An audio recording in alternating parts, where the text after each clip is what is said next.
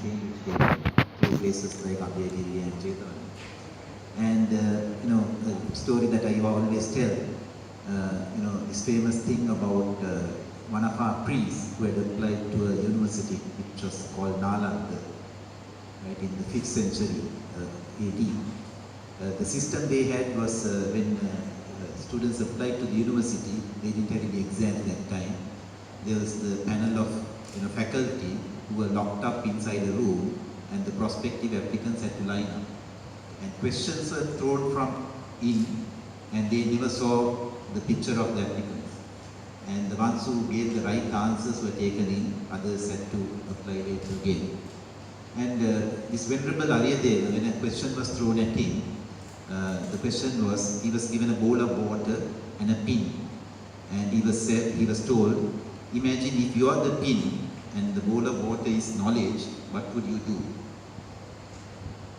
I'm sure we all would be puzzled if we were given a question like that.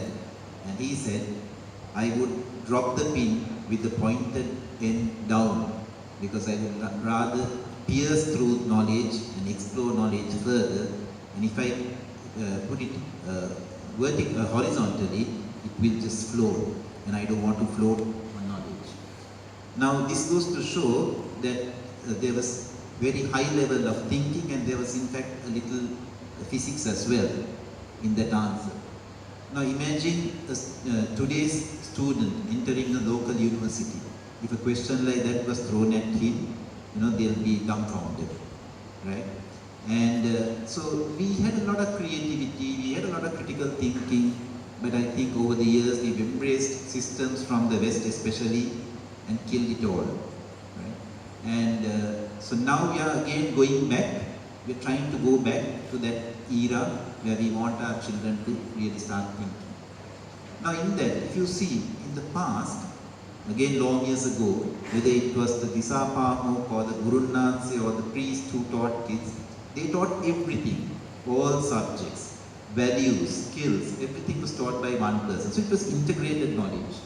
And through STEAM, we go back to that. We are trying to integrate what they have been learning in different compartments. And that is what we are trying to do.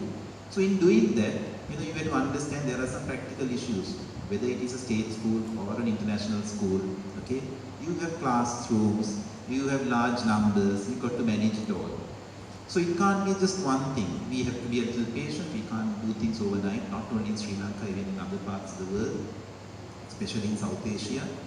But I think it has to be a multi-pronged approach. And it cannot be, I think we mustn't do this mistake, what we do normally is we bring solutions from the West immediately and try to, kind of impose on our systems.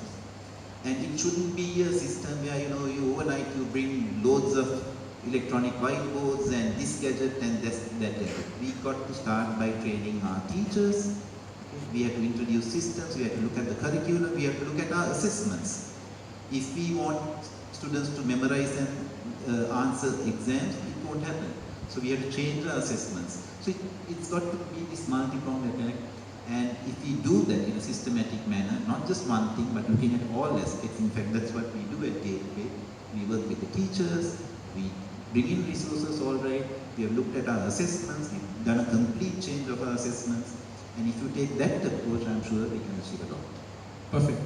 That's actually gives a lead for me over the other question, because what I wanted to connect from Hintale, to be very honest, I'm not surprised.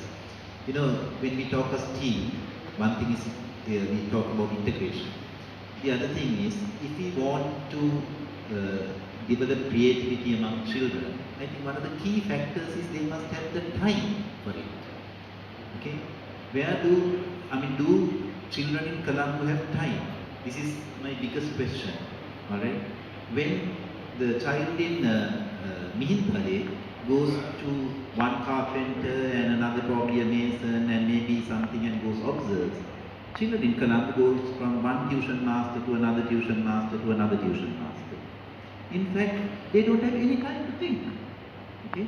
And I tell even our parents, look here, 7:30 to 1:30 we have a rigorous curriculum and they got to work a lot. At least after that, let them play, let them do clubs, societies, you know, and spend some quality time for them to be like children. So this is, I think, one of the biggest problems we have in this country.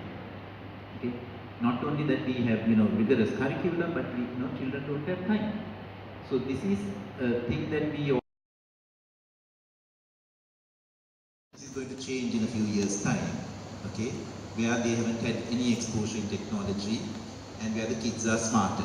Good example is few years ago when we introduced electronic whiteboards to the school, we trained the teachers to use it. And one of my good teachers said, sir, I went to the class, I was totally prepared, I started the lesson, but I forgot everything and I couldn't deliver the lesson. And this was a year 5 class. And the little ones had got up, Miss, can we try this, can we try that? Right? They came and did this, that and the other, and they got the whole thing going. And she was saying, after that, sir, what I do is, I just sit by your side and I get them to do everything and the lesson goes very well. Okay? So one thing is we must get them to relax. Then you said about CPD, it's very important. I think you have to motivate them in certain ways. So at Gateway, we kind of get them to put their CPD hours every year, and that goes in our annual review. So every teacher has to log in, and we give them a lot of opportunities for CPD. Good example is we are now a Microsoft Innovation School, right? We got that status very recently, and basically the teachers had to be trained. So I mean, you know, a couple of them are sitting in the audience as well. So we now have Surani, who is kind of team leader, change management. So we are getting the younger generation to work on that and teach the colleagues. And believe it or not, over a period of a few months, we have now got over 110 Microsoft innovative teachers, MIEs. Okay, and 4 of them had gone on to become MIE experts.